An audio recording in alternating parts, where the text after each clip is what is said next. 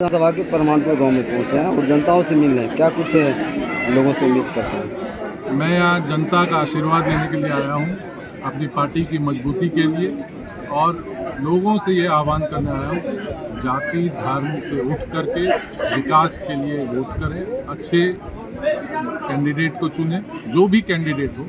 मैं ये नहीं कह रहा हूँ कि मैं अपना कैंडिडेचर ये डिक्लेयर करने नहीं आया हूँ, मैं पार्टी हित में काम करने आया हूँ कि कैसे हम मधेपुरा को एक बेहतर जनप्रतिनिधि दे सकें। सर, यहाँ पे पहुंचे रास्ते में यहाँ एक रोड की सबसे बड़ी समस्या है। अभी तक लगभग राजद और जदयू की सरकार 35 साल रही, अभी तक एक रोड नहीं बन पाया। इसको कैसे देखते हैं?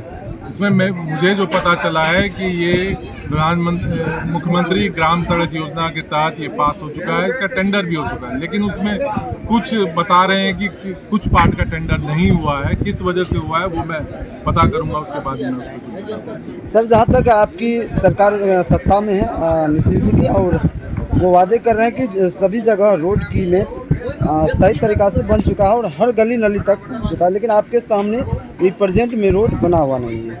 जी, मैं वही बता रहा हूँ, मैं बता तो रहा हूँ कि मुझे ये जानकारी है कि इसका टेंडर हो चुका है, और अगर कुछ उसमें कोई कमी है तो हम लोग उसको चाहेंगे जल्दी से जल्दी ये बने। अच्छा, जनताओं से मिले, क्या लगता है इस बार आप इस मैदान में आ पाइएगा जदयू की तरफ से? जदयू अभी कैंडिडेचर डिक्लेयर नहीं की है। जब कैंडिडेचर डिक्लेयर होगा उसके बाद ही ये कुछ कहा जा सकता है। ये तो हाइपोथेटिकल क्वेश्चन हुआ। हम लोग पार्टी के लिए काम कर रहे हैं, कैसे पार्टी मजबूत। लोगों का विश्वास आपके प्रति कैसा रहा? बहुत अच्छा, सबका सहयोग और विश्वास प्राप्त हो रहा है।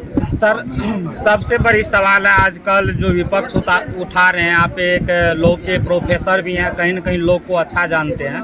ये अपराध जो है अपराध को बोल रहे हैं। नीतीश कुमार की सरकार में बहुत बढ़ावा, दिन दहाड़े आजकल लोगों को मारा जा रहा है, पीटा जा रहा है, उस पर अन्याय किया जा रहा है। इसको लेकर आप क्या सोचते हैं? विपक्ष को आप क्या जवाब देना चाहते हैं? आप जानिए कि 2005 से पहले जो संगठित अपराध था, ऑर्गेनाइज्ड क्राइम, वो आज खत्म हो गया। आज का क्राइम होता है वो स्पर ऑफ मोमेंट, कोई क्राइम होता है वो अलग श्रेणी हो जाती है, लेकिन ऑर्गेनाइज्ड क्राइम निश्चित रूप से खत्म हुआ है। अब ऑर्गेनाइज्ड क्राइम नहीं होता है। ओकेजनल क्राइम्स होते हैं, निश्चित रूप से होते हैं, उस पर सरकार लगातार ध्यान दे रही है। दूसरा सवाल है शराबबंदी को लेके। सर, शराबबंदी को लेके कहीं न कहीं हमारी सरकार पूर्ण रूप से असफल नज़र आ रही है, क्योंकि शराब का जो है हर जगह देख रहे हैं, होम डिलीवरी का स्कोप बढ़ा है गांव घर में, और तरह के नशा प्रचलित हो गए, जिससे हमारे युवा में नशाओं की जो है लत लगती जा रही है। सूखा नशा जैसे आ गया, स्मैक, कोरेक्स, इन सब पे सरकार कोई न कोई हमको लगाम जो लगाना चाहिए सरकार को, वो एक मजबूत रूप से हमको दिखाई नहीं दे रहा। आप एक लॉ के टीचर हैं, क्या हमारे शराब में के कानून में कितना लोपहोल है जो अपराधी जो पकड़ाते हैं फिर जाते हैं फिर आते हैं?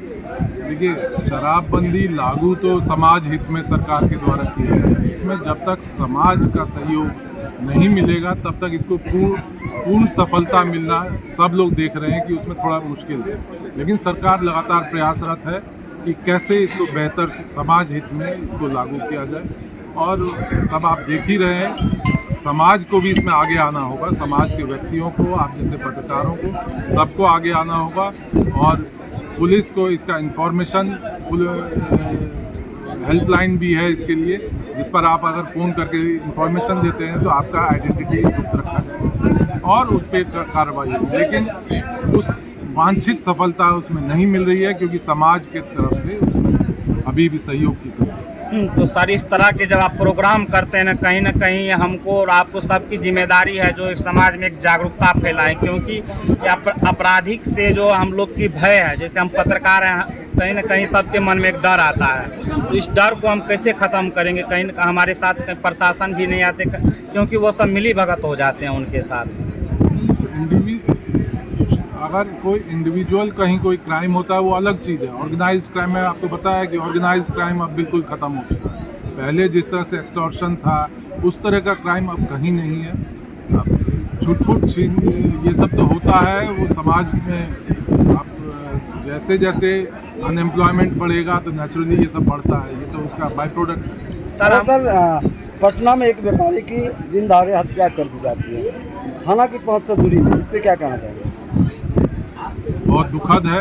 निश्चित रूप से इस पर सरकार ने संज्ञान लिया है और बहुत जल्दी मुझे लगता है अपराधियों की धरपकड़ होगी। सर हमें अभी पता चला था सरबजीत सर आ रहे हैं, हमें हमारे मन में एक उत्सुकता थी जो आखिर आप क्योंकि लॉ के बहुत बड़े टीचर हैं, प्रोफेसर भी हैं और सचिव भी हैं, हमारे मन में हमारी शराबबंदी की जो कानून है जो इसको संशोधन करके सरकार यहाँ लॉफुल कहाँ पे है, जो अपराधी पकड़ाते हैं फिर आते हैं फिर पकड़ाते हैं फिर आते हैं, कोई छोड़ने का नाम। शराबबंदी के बारे में लॉफुल बताइए जो शराबबंदी के बारे में पूछ रहे हैं आप या जनरल बात? शराबबंदी की बात पूछ रहे हैं, इसमें कानून में क्या कमी है जो सर तुरंत पकड़ाने के बाद शराबबंदी में लूप होल नहीं है, उसमें समाज का जो सहयोग मिलना चाहिए वो नहीं मिल पा रहा है, इसीलिए आपको नजर आ रहा है, लेकिन उसमें कहीं कानून में कहीं लूप होल नहीं। कहीं ना कहीं इसमें समाज का भी कुछ दोष है। बिल्कुल।